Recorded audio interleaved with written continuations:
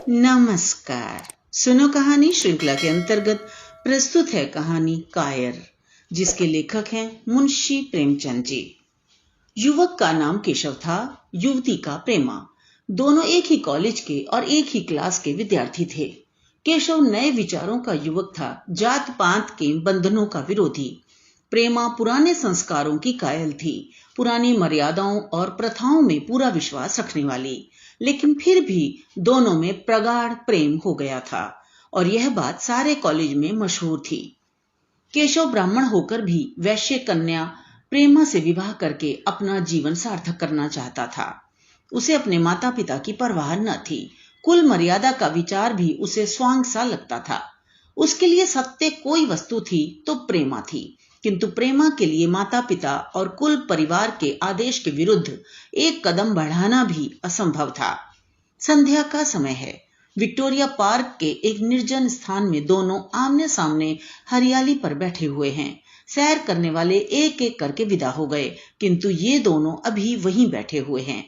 उनमें एक ऐसा प्रसंग छिड़ा हुआ है जो किसी तरह समाप्त नहीं होता। केशव ने झुंझलाकर कहा, इसका यह अर्थ है कि तुम्हें मेरी परवाह नहीं है। प्रेमा ने उसको शांत करने की चेष्टा करके कहा, तुम मेरे साथ अन्याय कर रहे हो केशव, लेकिन मैं इस विषय को माता पिता के सामने कैसे छेड़ूं? यह मेरी समझ में नहीं आता। वे लोग पुरानी पीढ़ियों के भक्त हैं। मेरी तरफ से कोई ऐसी बात सुनकर मन में जो जो शंकाएं होंगी उनकी तुम कल्पना कर सकते हो। केशव ने उग्र भाव से पूछा, तो तुम भी उन्हीं पुरानी रूढ़ियों की गुलाम हो? प्रेमा ने अपनी बड़ी बड़ी आंखों में मृदु स्नेह भरकर कहा, नहीं, मैं उनकी गुलाम नहीं हूं, लेकिन माता पिता की इच्छा मेरे लिए और सब चीजों से अधिक मान्य है। तुम्हारा व्यक्तित्व कुछ नहीं है, ऐसा ही समझ लो। मैं तो समझता था कि ये ढकोसले मूर्खों के लिए ही हैं, लेकिन अब मालूम हुआ कि तुम जैसी विदुषियां भी उनकी पूजा करती हैं। जब मैं तुम्हारे लिए संसार को छोड़ने को तैयार हूं, तो तुमसे भी यही आशा करता हूं। प्रेमा ने मन में सोचा, मेरा अपनी देह पर क्या अधिकार है? जिन माता पिता ने अपने रक्त से मेरी सृष्टि की है और अपने स्नेह से उसे पाला है, उनकी मर्जी के खिलाफ कोई काम करने का उसे कोई हक नहीं। उसने दीनता के साथ केशव से कहा, क्या प्रेम स्त्री और पुरुष के रूप ही में रह सकता है, मैत्री के रूप में नहीं? मैं तो आत्मा का बंधन समझती हूं। केशव ने कठोर भाव से कहा, इन दार्शनिक विचारों से तुम मुझे पागल कर दोगी प्रेमा। बस इतना ही समझ लो, मैं निराश होकर जिंदा नहीं रह सकता। मैं प्रत्यक्षवादी हूं और कल्पनाओं के संसार में प्रत्यक्ष का आनंद उठाना मेरे लिए असंभव है। यह कहकर उसने प्रेमा का हाथ पकड़कर अपनी ओर खींचने की चेष्टा की। प्रेमा ने झटके से हाथ छुड़ा लिया और बोली, नहीं केशव, मैं कह चुकी हूं कि मैं स्वतंत्र नहीं हूं। तुम मुझसे वह चीज ना मांगो जिस पर मेरा कोई अधिकार नहीं है। केशव को अगर प्रेमा ने कठोर शब्द कहे होते तो भी उसे इतना दुख न हुआ होता।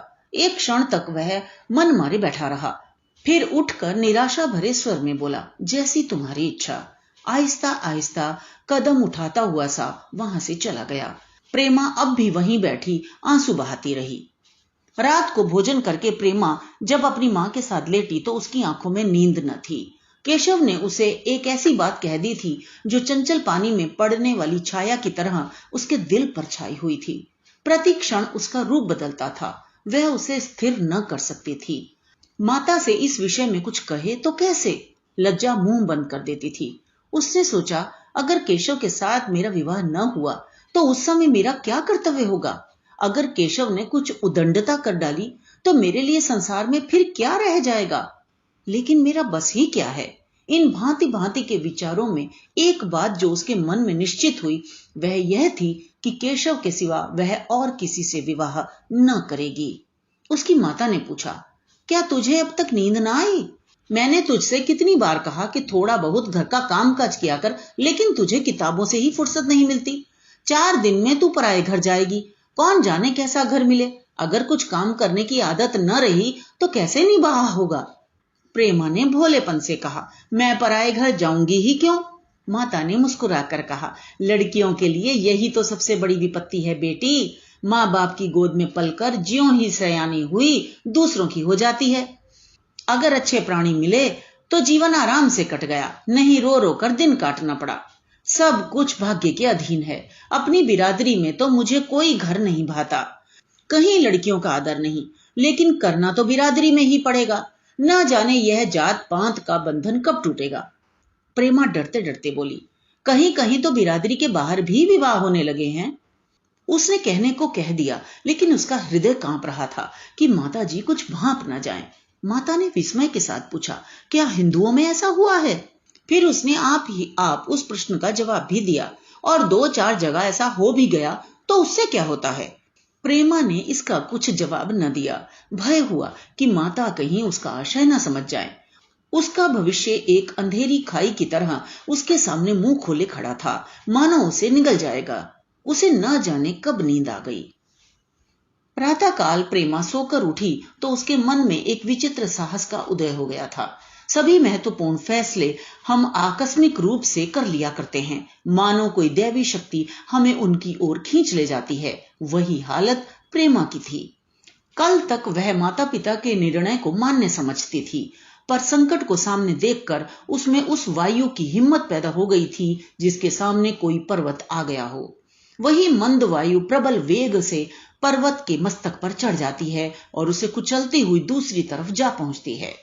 प्रेमा मन में सोच रही थी, मानो यह देह माता पिता की है, किंतु आत्मा तो मेरी है। मेरी आत्मा को जो कुछ भुगतना पड़ेगा वह इसी देह से तो भुगतना पड़ेगा। अब वह इस विषय में संकोच करना अनुचित ही नहीं, घातक समझ रही थी। अपने जीवन को क्यों एक झूठे सम्मान पर बलिदान करे?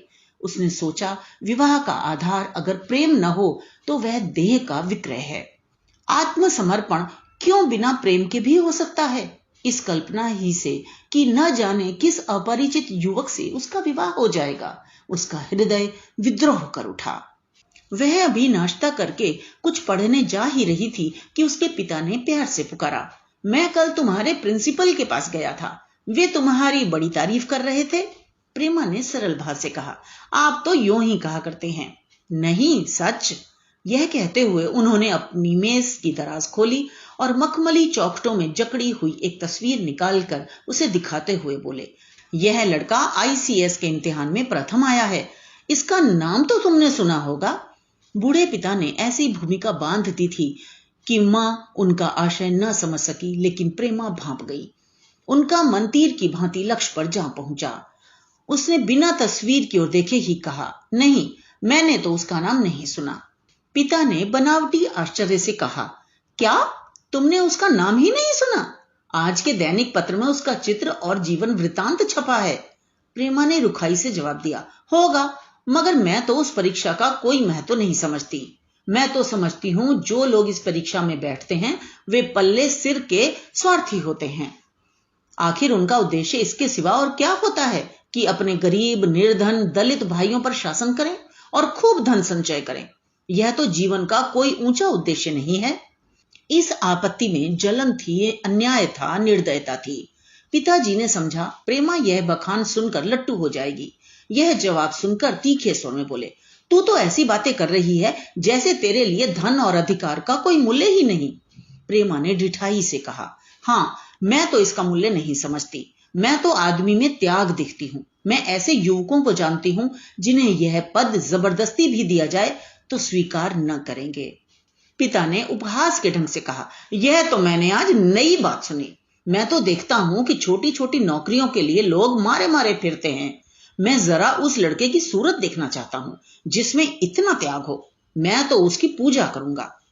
शायद किसी दूसरे अवसर पर यह शब्द सुनकर प्रेमा लज्जा से सिर झुका लेती, पर इस समय उसकी दशा उस सिपाही की सी थी जिसके पीछे गहरी खाई हो। आगे बढ़ने के सिवा उसके लिए और कोई मार्ग न था। अपने आवेश को संयम से दबाती हुई, आंखों में विद्रोह भरे वह कमरे में गई और केशव के कई चित्रों में से वह एक चित्र चुनकर लाई जो उसकी निगाह में सबसे खराब था और पिता के सामने रख दिया।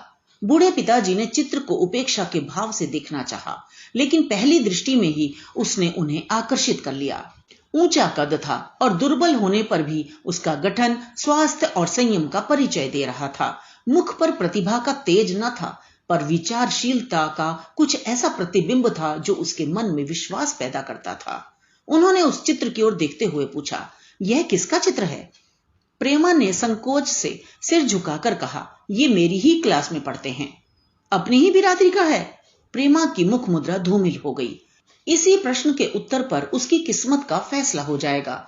उसके मन में पछतावा हुआ कि व्यर्थ मैं इस चित्र को यहां लाई। उसमें एक क्षण के लिए जो दृढ़ता आई थी वह इस पैने प्रश्न के सामने कातर हो उठी। दबी हुई आवाज में बोली, जी नहीं, वे ब्राह्मण हैं। और यह कहने के साथ ही क्षुब्ध होकर कमरे से निकल गई, मानो यहाँ की वायु में उसका गला घुटा जा रहा हो, और दीवार की आड़ में होकर रोने लगी। लाला जी को तो पहले ऐसा क्रोध आया कि प्रेमा को बुलाकर साफ साफ कह दें कि यह असंभव है। वे उसी गुस्से में दरवाजे तक आए, लेकिन प्रेमा को रोते देखकर नम्र हो गए। इस युवक के प्रति प्रेमा के मन में क्या भाव थे, यह उनसे छिपा ना रहा। वे स्त्री शिक्षा के पूरे समर्थक थे, लेकिन इसके साथ ही कुल मर्यादा की रक्षा भी करना चाहते थे। अपनी ही जाति के सुयोग्य वर के लिए अपना सर्वस्व अर्पण कर सकते थे, लेकिन उस क्षेत्र के बाहर कुलीन से कुलीन और योग्य से योग्य वर की कल्पना भी उनके लिए असहाय थी। इससे बड़ा अपमान वे सोच ही न सकते थे। उन्होंने कठोर स्वर में कहा, आज से कॉलेज जाना बंद कर दो। अगर शिक्षा कुल मर्यादा को डुबोना ही सिखाती है तो कुशिक्षा है। प्रेमा ने कातर कंठ से कहा, परीक्षा तो समीप आ गई है। लाला जी ने दृढ़ता से कहा, आने दो, और फिर अपने कमरे में जाकर विचारों में डूब गए। 6 महीने गुजर गए। लाला जी ने घर में आकर पत्नी को एकांत में बुलाया और बोले, जहां तक मुझे मालूम है केशव बहुत ही सुशील और प्रतिभाशाली युवक है। मैं तो समझता हूं प्रेमा इस शोक में घुल घुल कर प्राण दे देगी। तुमने भी समझाया, मैंने भी समझाया, दूसरों ने भी समझाया, पर उस पर कोई असर ही नहीं होता। ऐसी दशा में हमारे लिए और क्या उपाय है? उनकी पत्नी ने चिंतित भाव से कहा, कर तो दोगे, लेकिन रहोगे कहां? न जाने कहां से यह कुलच्छनी मेरी कोख में आई।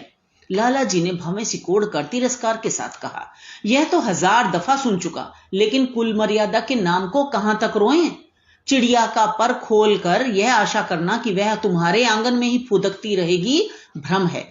मैंने इस पर ठंडे दिल से विचार किया है और इस नतीजे पर पहुंचा हूं कि हमें इस आपद धर्म को स्वीकार कर लेना ही चाहिए।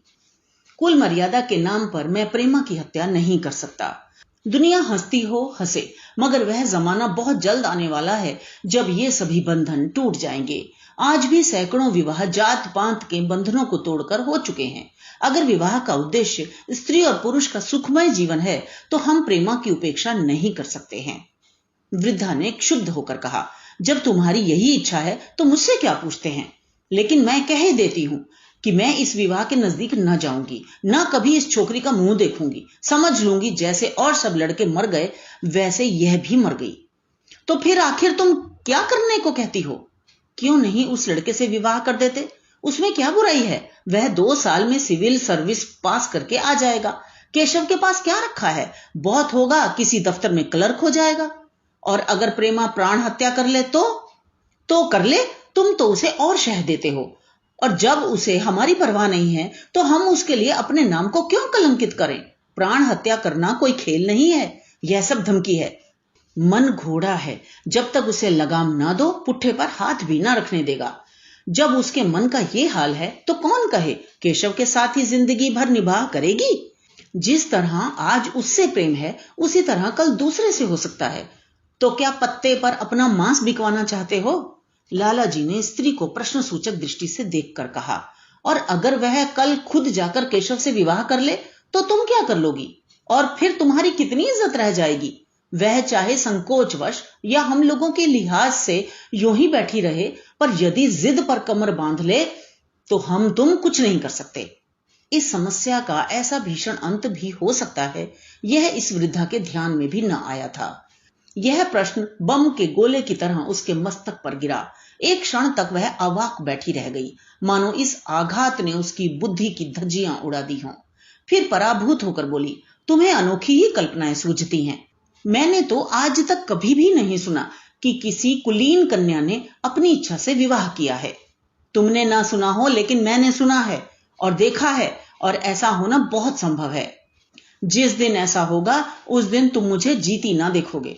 मैं यह नहीं कहता कि ऐसा होगा ही, लेकिन होना संभव है। तो जब ऐसा होना है तो इससे तो यही अच्छा है कि हम ही इसका प्रबंध करें। जब नाक ही कट रही है तो तेज छुरी से क्यों ना काटें?